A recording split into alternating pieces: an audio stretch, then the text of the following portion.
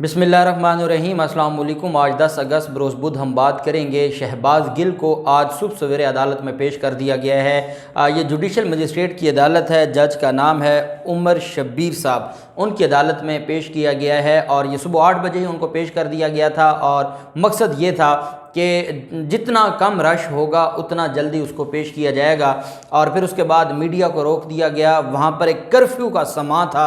اور عدالت کے باہر اور عدالت کے اندر میڈیا کا داخلے پر پابندی تھی۔ شہباز گل نے گفتگو بھی کی ہے میڈیا کے ساتھ، جو وہاں پر لوگ موبائل فون لے کر کھڑے تھے۔ شہباز گل کے وکیل نے عدالت میں بڑے الزامات لگا دیے ہیں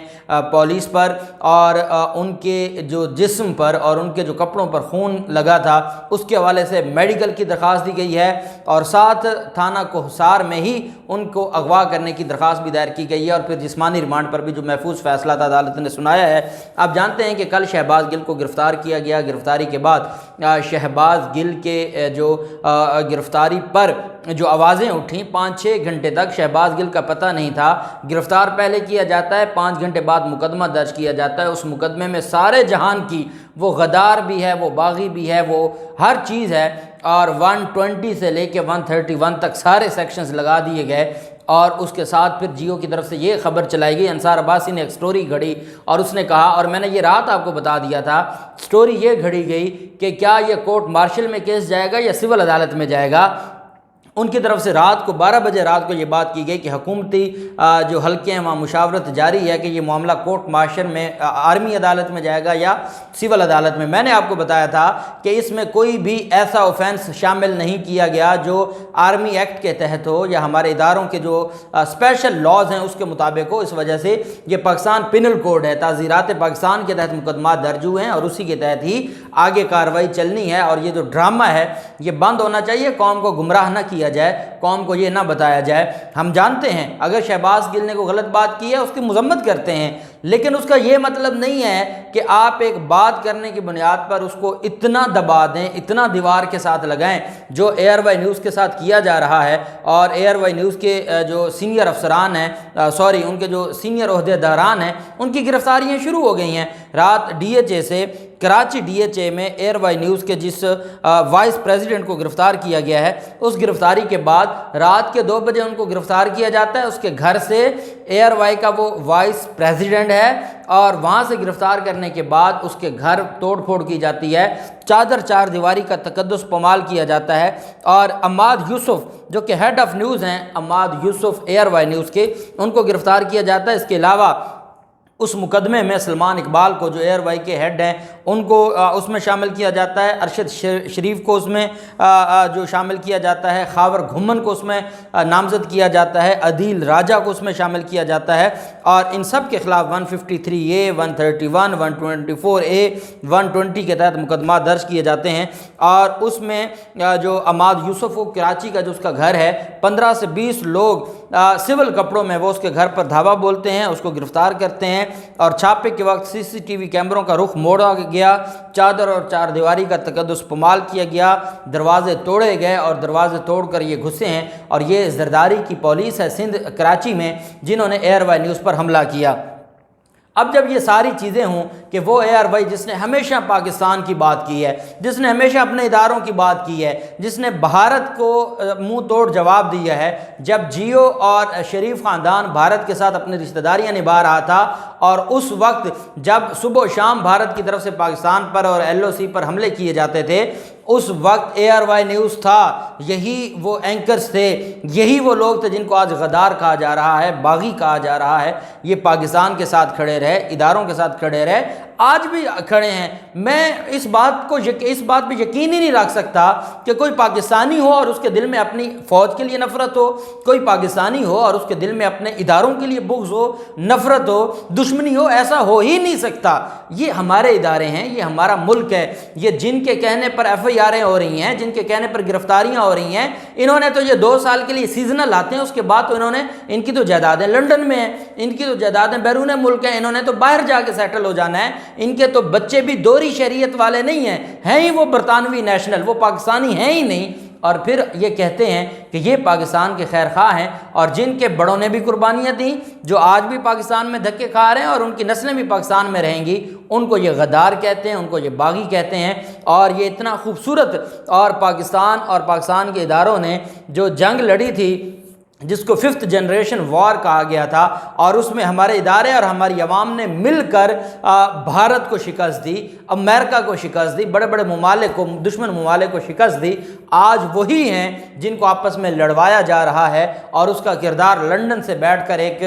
ڈائریکٹر ہے جو یہ ڈرامہ لکھتا ہے، اور یہاں جو اس کے ایجنٹس ہیں یا جو کردار ہیں وہ اس ڈرامے کو اوپر عمل درآمد کرواتے ہیں اور اس کو یہاں پر پکچرائز کرواتے ہیں، اور ہمارا ملک ہے اور ایک تماشا بنتا جا رہا ہے۔ شہباز گل کو جب عدالت میں آج پیش کیا گیا تو میں نے آپ کو بتایا میڈیا کو اندر جانے کی اجازت نہیں تھی، کمرہ عدالت میں بھی میڈیا کو جانے کی اجازت نہیں تھی، صرف فیصل چودھری صاحب اور ان کی جو ٹیم کے لوگ تھے، جو وکیل ہیں پاکستان تحریک انصاف کے اور شہباز گل کے، وہ عدالت میں موجود تھے، اور اس کے علاوہ جو میڈیا کے لوگ تھے اور باقی سارے لوگوں کو باہر نکال دیا گیا۔ اتنی بڑی تعداد میں وہاں پر پولیس تھی۔ شہباز گل کی جو باڈی لینگویج ہے، جو ویڈیوز سوشل میڈیا پر آ رہی ہیں، جس میں شہباز گل یہ بھی کہتے ہیں، جو سب سے بڑا الزام تھا کہ اس نے کسی کے کہنے پر کہا ہے، شہباز گل نے واضح کہا ہے کہ یہ میرا موقف تھا، میں ایک محب وطن پاکستانی ہوں، میں تو اپنی فوج کے حق میں بات کر رہا تھا، میں تو میڈیا اسٹریٹجک سیل جو مریم نواز کا اس کی بات کی تھی، اور میں تو بیوروکریٹس کی بات کر رہا تھا جو وزیر اعظم ہاؤس میں بیٹھ کر وزیر اعظم ہاؤس کو استعمال ہونے دے رہے ہیں، میں تو ان کی بات کر رہا تھا، میں تو آج بھی اداروں کے ساتھ ہوں، کوئی پاکستانی اداروں کے خلاف بات نہیں کر سکتا۔ اور یہ بات کتنی دفعہ شہباز گل نے کی ہے، اور ہمیشہ ہمارے لاء میں کہا جاتا ہے آپ جب کسی کے اوپر الزام لگاتے ہیں تو آپ اس کا پریویس کنڈکٹ دیکھتے ہیں، پریویس کنڈکٹ جو ملزم کا ہے وہ بہت ضروری ہوتا ہے۔ اور یہاں بدقسمتی ہے، پولیس نے کہا جی کہ اس نے جس پیپر سے پڑھ کے وہ جو وہاں پر بات کی ہے وہ پیپر ہم نے جو ہے وہ ریکور کرنا ہے، موبائل فون ریکور کرنا ہے، حالانکہ پولیس نے اس کو گرفتار کیا، پولیس نے اس کی گاڑی کے شیشے توڑے، اب تو وہ CCTV آ گئی، اور وہ اسلام آباد پولیس بھی نہیں، اسپیشل کمانڈوز تھے جنہوں نے نہ صرف اس کی گاڑی کے شیشے توڑے، اس کو گرفتار کیا۔ تو جب آپ نے اس کو گرفتار کیا تو موبائل فون بھی اس کے ساتھ تھا، موبائل فون بھی آپ لے گئے، سارا کچھ آپ لے گئے، لیکن چونکہ اب بہت زیادہ پریشر ہے، ہماری جو حکومت ہے اس کا بہت زیادہ پریشر ہے، اور ایک مجسٹریٹ میں اتنی سکت نہیں ہوتی کہ وہ اتنا بڑا پریشر اٹھائے، اور جہاں پر اتنے وزیر قانون خود بیٹھ کر FIR لکھ رہا ہو، درخواستیں لکھ رہا ہو، جہاں پر اتنے بڑے بڑے سینئر قانون دان بیٹھے ہوں، جس کے پیچھے پوری بار کونسلز اور بار ایسوسیشنز کھڑی ہوں، وہاں پر مجسٹریٹ صاحب نے کیا کرنا تھا؟ جو پاکستان تحریک انصاف کے وکیل ہیں ان کی طرف سے عدالت کو یہ کہا گیا کہ ان کو گرفتار کیا گیا غیر قانونی طریقے سے، بغیر وارنٹ گرفتار کیا گیا، 5 گھنٹے تک FIR درج نہ ہوئی، FIR درج ہوئی تو اس کے بعد وکلا کو ہمارا قانون کہتا ہے کہ آپ ملزم کو اس کے وکیل سے ملاقات کرنے دیں گے، یہ ذمہ داری ہے پولیس کی کہ وہ ملزم کے وکیل کی میٹنگ کنڈکٹ کروائے تھانے میں، یا جو بھی اس کو جہاں پہ کسٹڈی میں رکھا گیا ہے، حراست میں رکھا گیا ہے۔ فیصل چودھری صاحب کہتے ہیں کہ نہ ہمیں ملنے دیا گیا، ہمیں تو اب آگے پتہ چلا ہے اور ہم نے اس کا دیکھا ہے، اور ساتھ انہوں نے عدالت کو خبردار کیا کہ شہباز گل سے ابھی جو میری بات ہوئی ہے، اگر آپ نے اس کو جسمانی ریمانڈ پر بھیجا